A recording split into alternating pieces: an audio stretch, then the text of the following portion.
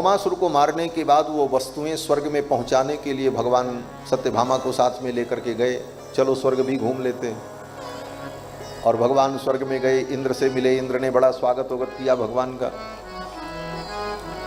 भगवान इंद्र के साथ घूमते टहलते थे और सत्यभामा जी इंद्राणी के साथ घूमती टहलती थी। लेकिन इंद्राणी को बड़ा गर्व था कि मैं स्वर्ग की साम्राज्ञी हूं और सत्यभामा भी किसी से कम नहीं।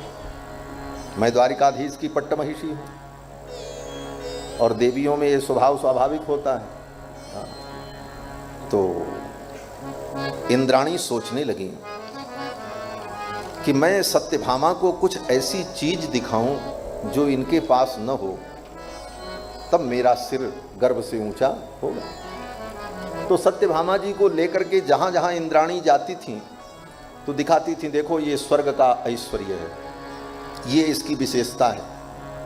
तो सत्यभामा जी देख करके मुस्कुराती हैं और कहती हैं, हाँ ठीक है, हमारी द्वारिका में भी है।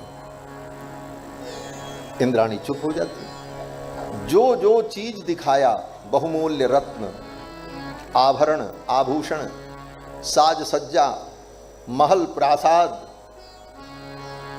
रुक्मिणी और सत्यभामा जी कहती कि ये सब मेरी द्वारिका में।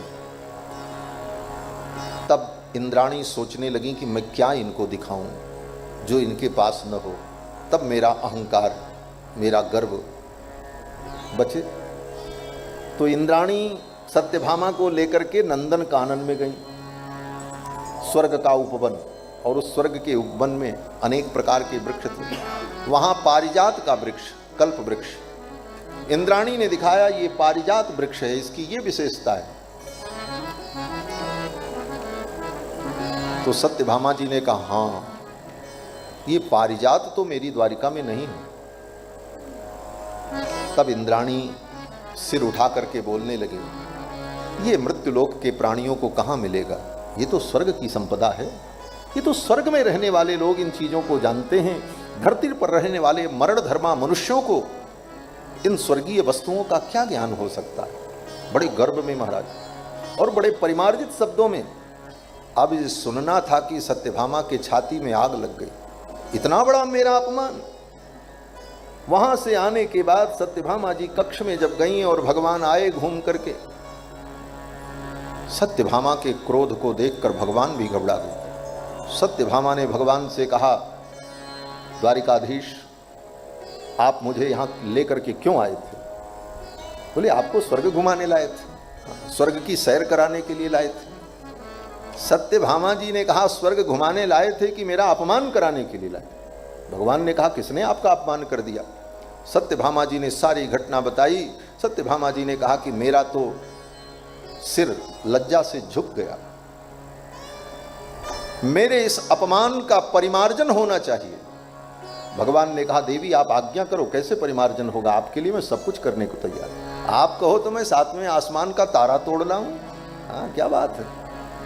देखो जैसा मैं कह रहा हूं ऐसे ही भाव हैं यहाँ पे, क्योंकि ये भगवान की लीला ऐसी ही है। और भगवान ने कहा, चिंता मत करो, आप कहो, आपकी इच्छा के अनुकूल मैं कार्य करूंगा। सत्यभामा जी ने कहा, अगर आप मुझे प्रसन्न देखना चाहते हैं तो ये पारिजात वृक्ष मेरे महल के प्रांगण में, उपवन में लगना चाहिए, और कैसे लगेगा ये आप जानो। भगवान ने कहा ठीक। भगवान ने जाकर के इंद्र से कहा। इंद्र ने कहा, प्रभु ये स्वर्ग आपका ही है, कोई भी वस्तु आप ले जाएं, आपका ही तो है। इंद्र तो वास्तव में आत्मीयता से, प्रेम से पारिजात वृक्ष देने को तैयार हो गए भगवान को। लेकिन जब इंद्र अपने कक्ष में पहुंचे और ये बात इंद्राणी को पता चली कि इन्होंने वचन दे दिया, अब इंद्राणी तनी तना हो गई। इंद्राणी ने कहा, मेरा सिर झुक जाएगा। अगर आप मुझे प्रसन्न देखना चाहते हैं तो ये पारिजात वृक्ष धरती पर नहीं जाना चाहिए। अब इंद्र पड़ गए चक्कर में, क्या करें? अब घर की लड़ाई कैसे निपटे? दुनिया से व्यक्ति जीत जाता है, अपने घर में ही आकर के हार जाता है। इंद्र ने सोचा, अब मैं क्या करूं? अंत में इंद्र को अपनी पत्नी इंद्राणी का ही पक्ष लेना पड़ा और भगवान से कहा, नहीं प्रभु आप ये नहीं ले जा सकते। भगवान ने कहा, मैं तो ले जाऊंगा। युद्ध हो गया। वही इंद्र, जिन इंद्र को ययाच आनम्य किरीट कोटि भी, जिन भगवान के चरणों में अपने किरीट मुकुट को झुका करके भगवान की कृपा से स्वर्ग के साम्राज्य को पाया, वही इंद्र आज भगवान को एक कल्प वृक्ष देने के लिए तैयार। भगवान ने कहा फिर युद्ध होगा, कोई बात नहीं। और युद्ध हुआ, सारी देव सेना को पराजित कर दिया। और गरुण जी महाराज तो थे ही साथ में। गरुण जी का पराक्रम कितना अद्भुत है।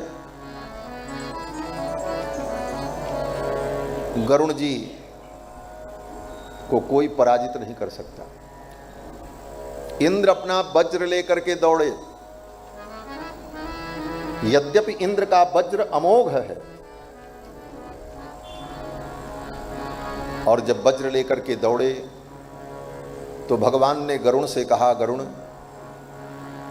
इंद्र का वज्र अमोघ है, लेकिन तुम्हारे ऊपर इसका कोई प्रभाव तो होगा नहीं, लेकिन इस वज्र की मर्यादा बच जाए, इसकी इज्जत बच जाए, ऐसा कुछ करो।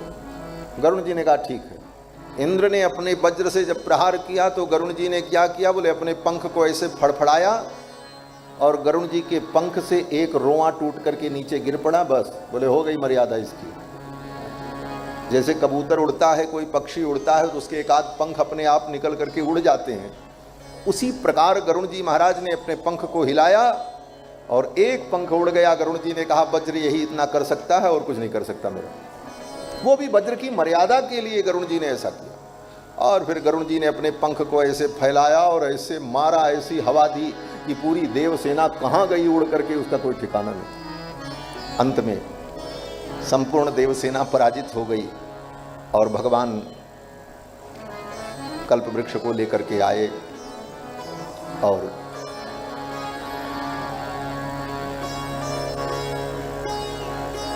सत्यभामा के आंगन में स्थापित किया।